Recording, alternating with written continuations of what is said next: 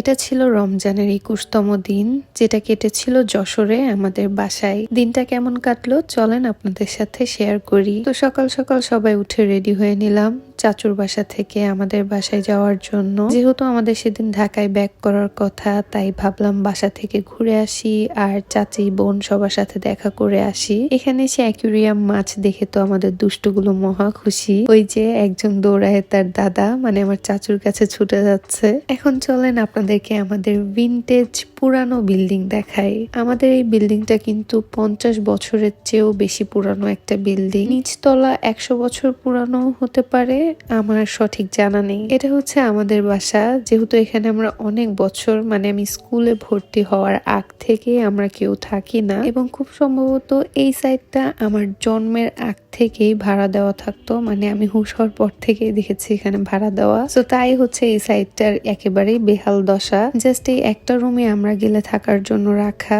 কিন্তু এটাও ভাড়াটিয়ারা মাঝে মাঝে ইউজ করে, সো এটারও বেহাল দশা বানাই ফেলছে। এই ছাদটা আমার অনেক ভালো লাগে। এখানে আমার চাচি বোন আগে গাছ দিয়ে সাজায় রাখতো, কিন্তু এবার গিয়ে দেখি গাছ টাছ কিচ্ছু নাই। সাথে সাইডে প্রতিবেশীদের একটা আম গাছ ছিল, যেখান থেকে আমরা ছোট থাকতে প্রায় আম পেড়ে খেতাম, কিন্তু সে গাছটাও এখন নাই। যাই হোক, এটা হচ্ছে আমার বৌমনি মানে চাচির ঘর, যেটা আমার বোন এত সুন্দর করে সাজিয়ে রেখেছে। ও আমার থেকে ছোট হয়েও এত সুন্দর করে সবকিছু গোছগাছ করে রাখতে জানে, যেটা আমি নিজেও আজও শিখতে পারি নাই। এদিকে বিড়াল দেখে আমাদের বাহিনী লাইন দিয়ে শুয়ে পড়েছে বিড়াল দেখতে। ওরা বিড়াল অনেক বেশি পছন্দ করে, যেহেতু জন্মের পর থেকে ঘরের মধ্যে বিড়াল দেখতে অভ্যস্ত। আর ওরা বিড়াল বলতেই বুঝে পিহু, কারণ আমার বিড়ালের নাম হচ্ছে পিহু, সো সব বিড়ালই ওদের কাছে পিহু। যাই হোক, ইফতারের সময় হলো, সো আমরা ইফতার করলাম। ইফতার শেষে চলে গেলাম মার্কেটে, কি কি আছে কিছু কেনা যায় কিনা দেখতে। আমার বোনের রেকমেন্ডেশনে এই দোকানে যাই, আর তাদের কালেকশন আমার কাছে বেশ ভালো লেগেছে। এই ব্ল্যাক ড্রেসটা আমার অনেক পছন্দ হয়েছিল।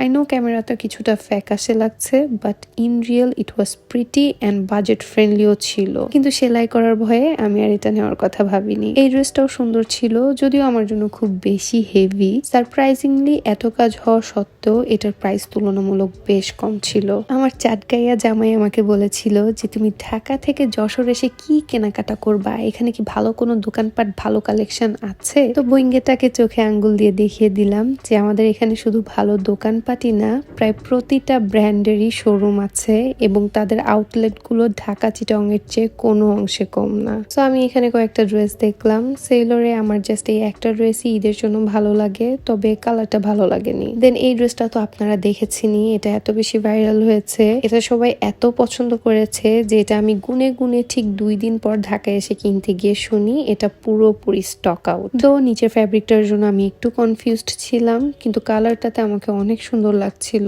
সো মেইনলি কালারটা আর উপরের পোর্শনটার জন্য আমি ড্রেসটা কিনতে চেয়েছিলাম। আরঙেও 2টা ড্রেস দেখলাম, একটা আমার সাইজের ছিল না, তাও দেখলাম। আর দেখার পর মনে হলো কিছু কাপড় হ্যাঙ্গারেই সুন্দর, তো শুধু ঘুরলামই, কিছু কেনাকাটা হয়নি। বাই দ্য ওয়ে, ওই দিন কিন্তু আমাদের অ্যানিভার্সারি ছিল, and he gave me this flower সান্ত্বনা হিসাবে। জাবেরের পাশে এই জায়গাটার চটপটিটা এত বেশি মজা, যারা যশোরে থেকেও আজও খাননি তারা একবার হলেও ট্রাই করে দেখতে পারেন। আমি চটপটি পছন্দ করি না, তাও আমার এটা অনেক মজা লেগেছে। এরপর বাসায় গিয়ে আমরা ঢাকার উদ্দেশ্যে রওনা দিই। সাথে ভিডিওটা এখানেই শেষ হচ্ছে। Thanks for watching.